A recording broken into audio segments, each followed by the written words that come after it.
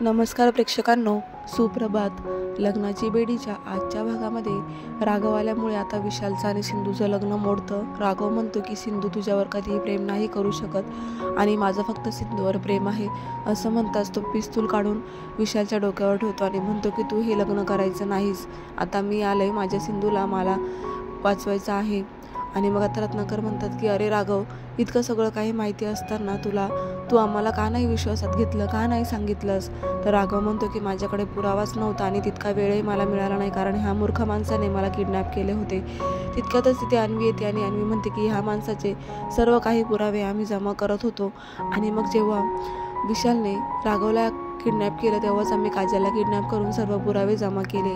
तर राघव म्हणतो की मला ह्या गोष्टीला वेळच मिळाला नाही. काय रे विशाल, तू मला चॅलेंज केले होतेस ना, बघ आज मी जिंकलो आहे, तुझं चॅलेंज हरवलं आहे. तर विशालला हे ऐकून खूप चिड येते. विशाल लगेच सिंधूच्या डोक्यावर पिस्तूल ठेवत म्हणतो की मी चॅलेंज कधी हरत नसतो आणि एक लक्षात ठेव, आता मला पोलीसही नेऊ शकणार नाही, कारण मी कसंही करून सिंधूशी लग्न करणारच.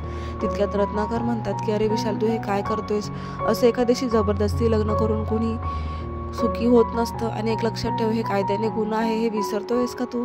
तरी विशाल मात्र ऐकायला तयार नाहीये. तर राघव खूप चिडतो आणि विशालचा हात पिरगळतो आणि म्हणतो की विशाल, चॅलेंज मी जिंकणार, मी तुला जिंकूच देणार नाही. एक लक्षात ठेव, मी एक पोलीस इन्स्पेक्टर आहे, माझ्याशी गाठ आहे तुझी.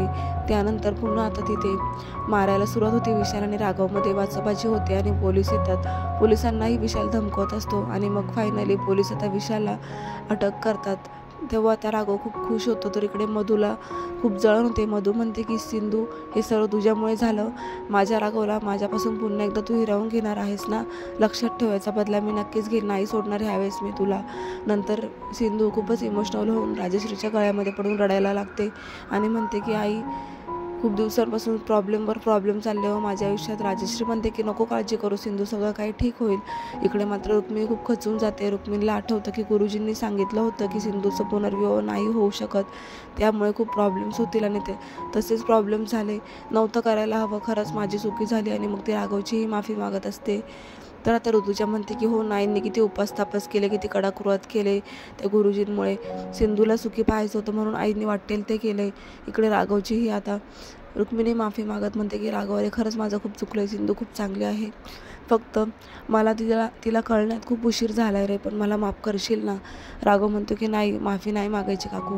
आता काकू लगेच सिंधूच्या समोर उभ्या राहतात आणि म्हणतात की सिंधू, खरंच तुझं मन खूप मोकळं आहे गं, खूप चांगले आहे. तुम्ही तुझ्याशी आल्यापासून वाईट वागते, पण मात्र तुझं चांगुलपणा तू कधीच नाही सोडलंस. खरं सिंधू, मला माफ कर, तू खूप चांगली आहेस गं, पण मला तुला सुखी पाहायचं होतं म्हणूनच मी तुझ्या दुसऱ्या लग्नाचा विचार केला होता आणि गुरुजींनी सांगितल्यापासून तर मी खूप घाबरली होती. त्यानंतर इथे गौरीताईमध्येच बोलतात की अहो, माझ्या मुलाच्या वतीने खरंच मी तुमची माफी मागते. माझ्या मुलाचं खूप चुकलं आहे हो, काय करणार. मी जर काजलबरोबर विशालचं लग्न थाटामाटात लावून दिलं असतं तर ही वेळ आलीच नसती.